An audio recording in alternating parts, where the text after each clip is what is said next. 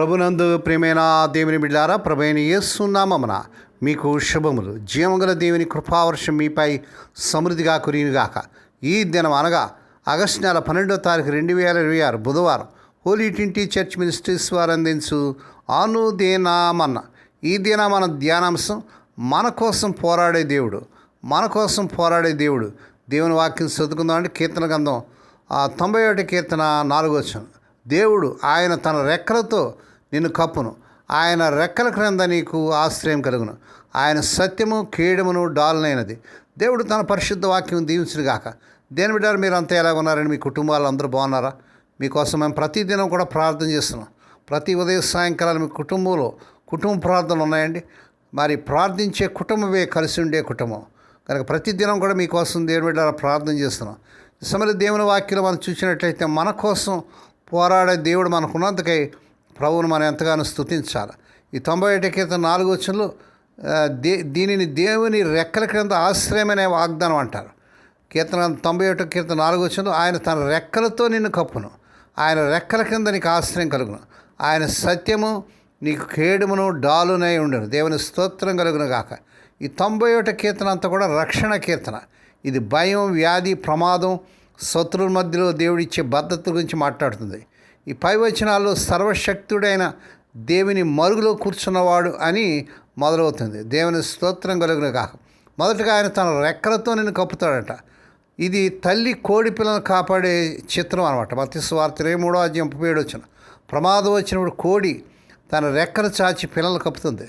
తన ప్రాణం ఇచ్చి కూడా అది కాపాడుతుంది. దేవుని స్తోత్రం కలుగును గాక. ఒక తల్లి తన బిడ్డను రక్షించుకోవడానికి ఏమైనా చేయగలని నిరూపించింది. ఆమె 5 ఏళ్ల కుమారుడు ఆరు బయట ఆడుకుంటూ ఉండగా అతడు అరుపులు ఆమెకు వినిపించాయి. ఆమె బయటికి పరిగెత్తింది మరియు ఆమె భయపడినట్లుగాను తన కొడుకును ఊహించిన విధంగా సహచర ఆటగాళ్ళతో పులి ఉన్నట్లు చూసింది. పెద్ద పులి తన కుమారుడి పైన మరి అతని తలనోటితో పెట్టుకుంది.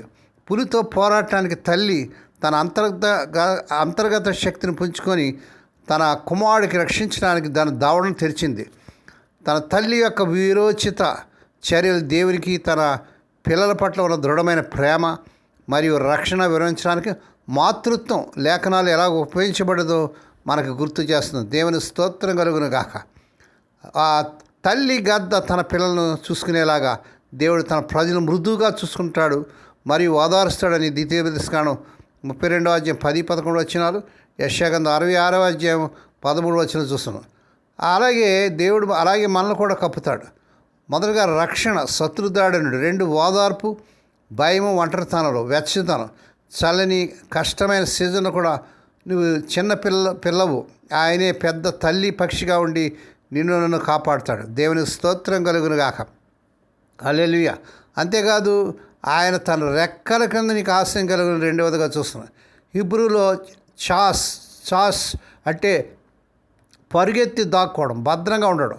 లోకంలో తుఫాను వస్తుంది కానీ దేవుని రెక్కల కిందకు పరిగెత్తితే సురక్షితం ఉంది. దేవుని స్తోత్రం కలుగును గాక. అలాగే ఆమెతో విడదీయరాని బంధాన్ని ఏర్పరచుకున్న ఒక పాలిచ్చే బిడ్డను ఎన్నటికీ మర్చిపోలేని తల్లిలా దేవుడు తన ప్రజలను ఎన్నటికీ మర్చిపోడు. అలాగే వారి నుండి కనికరాన్ని ఎప్పటికీ నిలిపివేయడు. యెషయా గ్రంథం 54వ అధ్యాయం 7-8 వచనాలు. చివరికి ఒక తల్లి పక్షి మరి పిల్ల పక్షుల కోసం తన రెక్కల కింద రక్షణ కవచనాలు అర్పించినట్లుగా దేవుడు తన ప్రజలను తన రెక్కలతో కప్పును మరియు ఆయన సత్యము వారికి కేడమును డాలని అన్నట్లుగా 91 కీర్తన 4వ వచనం చూస్తాం. దేవునికి స్తోత్రం కలుగును గాక. కనుక ఎక్కడ ఆశయం ఉందంటే నీ బలంలో కాదు, నీ డబ్బులో కాదు, దేవుని దగ్గర మాత్రమే ఉంది. 3వదిగా ఆయన సత్యము నీకు కేడమును డాలని ఉన్నాడు. పూర్వకాలంలో యుద్ధంలో 2 ఆయుధాలు ఉండేవి. కేడెము అంటే బాణాలను ఆపడం, మరి పెద్ద దాడి మీదకు వచ్చినప్పుడు, మరి పెద్ద దాడులు, అబద్ధాలు, ఆరోపణలు వచ్చినప్పుడు మరి దేవుడు మనకు ఒక కేడంగా ఉన్నట్లుగా దేవుని వాక్యాలు మనం చూస్తున్నాం. దేవునికి స్తోత్రాలు కలుగును గాక. కనుక దేవుని బిడ్డలు దేవుని వాక్యాలు మనం చూసినట్లయితే మరి ఆశ్రయం కోసం మనం వెళ్ళాలి. కోడి పిల్లలు తల్లి దగ్గరకు పరిగెత్తి అలాగే మనం దేవుని దగ్గర పరిగెత్తాలి. నువ్వు ప్రార్థనలో దేవుని దగ్గరికి వెళ్ళాలి. 3వదిగా దేవుని సత్యం నీ రక్షణ. పరిస్థితులు అబద్ధం చెప్తాయి, దేవుడు నిన్ను మర్చిపోయాడు అంటాయి. కానీ ఆయన వాక్యం సత్యం. ఆయన ఎన్నడు మరువడు విలువడు. ఇది సమస్య రాకుండా కాదు, సమస్యలో కాపాడడం. తుఫాను రాదని కాదు, తుఫానులో దేవుడు నిన్ను కప్పుతాడు. దేవుని స్తోత్రం కలుగును గాక. మొదటగా మనం ఉదాహరణ చూసినట్లయితే రూతు గ్రంథంలో రూతు 2:12లో బోయాజు రూత్తో యెహోవా రెక్కల కింద ఆశ్రయం పొందవచ్చితివి. విదేశీ వితంతు అయినా దేవుడు ఆమెను కప్పాడు. దేవుని స్తోత్రం. ఏ రీతిగా బోయాజు రూతును కప్పాడో మన దేవుడు కూడా మనల్ని కప్పుతున్నాడు. దేవుని స్తోత్రం కలుగును గాక. కనుక రెండవదిగా దావీదు కీర్తనలు మనం చూసినట్లయితే 57వ కీర్తన మొదటి వచనంలో శత్రువులు గృహలో వెంటాడుతుంటే నీ రెక్కల నీడలో ఆశ్రయం పొందును, ప్రమాదంలో కూడా నిద్రపోయాడు. దేవుని స్తోత్రం కలుగాక. భయం వచ్చినప్పుడు రెక్కల కిందకు పరిగెత్తు దేవుని బిడ్డ. వార్తలు చూసి భయపడుతున్నావా? ఉద్యోగం గురించి టెన్షనా? అయితే దేవుని బిడ్డ వెంటనే ప్రభు రెక్కల కింద వస్తున్నానని ప్రార్థించి ఆయన రెక్కల కిందకు వచ్చి ప్రార్థించి. రెండవది దేవుని వాగ్దానం దాలుగా ఉంటాడు మనకి. సాతాను దేవుడు నేను ప్రేమించడని అబద్ధం చెప్తాడు. అయితే నేను ఏం చెప్తాను? లేదు, ప్రభు నన్ను ప్రేమిస్తున్నాడని మనం చెప్పాలి. ఆయన ప్రేమ నుండి మనల్ని ఎడబాపేది ఏది లేదు. నేను రోమిలకు రాసిన పత్రిక 8వ అధ్యాయం 38-39లో చదువుతున్నాం. మూడవదిగా ఇతరులకు రెక్కలుగా ఉండాలి. నువ్వు దేవుని కృప పొందావు కదా. ఇప్పుడు భయపడుతున్న వారిని ఓదార్చి వారు ప్రోత్సహించి ప్రార్థించేవాడుగా ఉండాలి. మత్తయి 23వ అధ్యాయం 37వ వచనంలో యెరూషలేమా కోడి పెట్ట తన పిల్లలను రెక్కల కింద చేర్చుకున్నట్లు ఎన్నోసార్లు నిన్ను చేర్చుకోవాలని కోరితిని, అయితే నిన్ను చేర్చుకోవాలని కోరితిని కానీ నువ్వు వెళ్ళకపోతా అంటాడు. యేసుప్రభు శిలువలో తన రెక్కలు చాచాడు, మన పాపాలకు తను కప్పాడు. దేవుని స్తోత్రం కలుగుగాక. లోకంలో తుఫాను వచ్చిన దేవుని రెక్కల కిందకు వచ్చిన వాడు సురక్షితంగా ఉంటాడు. ఆయన వాగ్దానమే నీకు అన్నిటికీ పెద్ద డాలు. కనుక 91 కీర్తన 4 వచ్చిన ఆయన రెక్కల కింద నీకు ఆశ్రయం కలుగుతుంది. కీర్తన 27 కీర్తన 5 వచ్చిన ఆపత్కాలమంది ఆయన తన గుడారంలో దాస్తాడంట. దేవునికి స్తోత్రం కలుగును గాక. కనుక దేవుని బిడ్డారా, మరి కొన్నిసార్లు మనం ఒంటరిగా మర్చిపోబడినట్లు మరి అన్ని విధాలుగా ఆధ్యాత్మిక విరోధి క్రూరమైన పట్టులో చెక్కున్నట్లు అనిపిస్తుంది. దేవుడు మన కోసం కనికరంతో శ్రద్ధ వహిస్తాడని, ఓదార్పునిస్తాడని, మరి మన కోసం పోరాడుతాడని గుర్తుంచుకోవడానికి దేవుడు మనకు సహాయం చేస్తాడు. కనుక దేవుని బిడ్డ, నీ జీవితంలో ఏ పోరాటంలో ఉన్నావో, ఏ కష్టంలో, వ్యాధులు, సమస్యలు ఉన్నావో, ప్రభు నీ కోసం పోరాడతాడనేటువంటి విషయాన్ని మర్చిపోద్దు. ఆయన రెక్కల కింద మనకు ఆశ్రయం ఉంది.